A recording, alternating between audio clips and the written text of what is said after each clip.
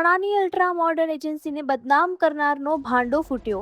મહેસાણાની ultra modern એજન્સીને કેમ કરવામાં આવી બદનામ? રાજ્યના વિવિધ જિલ્લામાં આઉટસોર્સ સેવા પૂરી પાડતી મહેસાણાની અલ્ટ્રા મોડર્ન એજન્સીને કેટલાક તત્વો દ્વારા છેલ્લા કેટલાક સમયથી બદનામ કરવાનું ષડયંત્ર રચવામાં આવ્યું હતું, પરંતુ હવે આ ષડયંત્ર ખુલ્લું પડી ગયું છે। દાહોદમાં કામ કરતા આ એજન્સીએ કર્મચારીઓ માટે સરકારમાં રજૂઆત કરી અને પગારમાં દિવસ ગણતરીની ચાલતી વિસંગતતા દૂર કરાવી કર્મચારીઓને ન્યાય અપાવ્યો છે। જો કે આ બાબતોને કેટલાક લેભાગુ તત્વો દ્વારા અલગ રીતે રજૂ કરી એજન્સી ઉપર ખોટા આરોપ લગાવ્યા હતા। એજન્સી માલિક નિલેશ ચૌધરીએ હવે આ મામલે લીગલ કાર્યવાહી શરૂ કરી છે। એજન્સી માલિક નિલેશ ચૌધરી તમામ કર્મચારીઓને અપીલ કરી છે કે તેમના હક માટે એજન્સી સંપૂર્ણ પ્રતિબદ્ધ છે અને અલ્ટ્રા મોડર્ન એજન્સી સરકારના સંપૂર્ણ નિયમોનું પાલન કરે છે। શું કહ્યું અલ્ટ્રા મોડર્ન એજન્સીના માલિક નિલેશ ચૌધરીએ? આ વિડીયોમાં સાંભળો। तो मैं जो सरकार में लिंक क्या मतलब कि जो अधिकारियों ने जिला पंचायत में बधा लेटर सरकार में बधा में लेटर लख्या था कि भाई आ 26 दिवस प्रमाणे जो चुकवणू करवामां आवे खरेखर टेन्डरनी शरतो अने परिपत्र मुजब 30 दिवसનું પૂરું ચુકવણું કરવું પડે।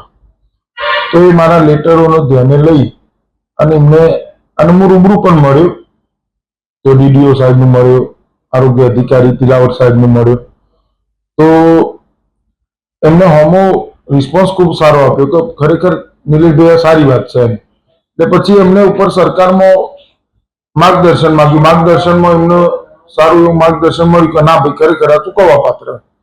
તો એ પછી એ લોકોએ કમિટીની રચના કરીને એ પ્રમાણેનો નિર્ણય લીધો કે ભાઈ 30 દિવસનું ચૂકવણું કરો દરેક કર્મચારીનું। એટલે એ પ્રમાણેનું આ ચૂકવણું ચાલુ થઈ ગયું। અમુક આ જે મારી કંપનીના સરકારના અધિકારીઓના વિરુદ્ધમાં એક આરટીઆઈ એક્ટિવિસ્ટ ભાઈ એ વારંવાર સોશિયલ મીડિયામાં કોઈના કોઈ ન્યૂઝ પેપર દ્વારા બદનામી કરવા માટેનું બહુ ષડયંત્ર કર્યું અને એની પોતાની સસ્તી પ્રસિદ્ધિ મેળવવા માટે થઈને સરકારને મને મારી કંપનીના અધિકારીઓ બધાને બદનામ કરવા છે, બીજું કોઈ કામ ધંધો જ નહીં કર્યું। એટલે બરોબર ભાઈ એનું કાર્ય છે, કદાચ એનું કાર્ય કરે, આપણે ખોટા નતા આપણે સાચા હતા એ સાબિત થઈ ગયું અને બસ એટલું જ। તમે શું કાર્યવાહી આપણે કરવાના છે?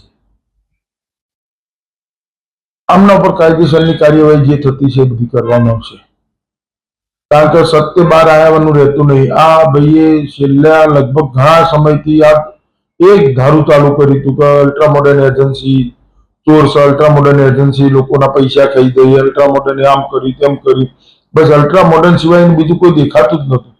ફક્ત ને ફક્ત અલ્ટ્રા મોડર્ન પાછળ જ પડી ગયું હતું, મારી એજન્સી પાછળ। પણ આ સત્ય બહાર આવવાનું રહેતું નહીં, આવી ગયું બહાર।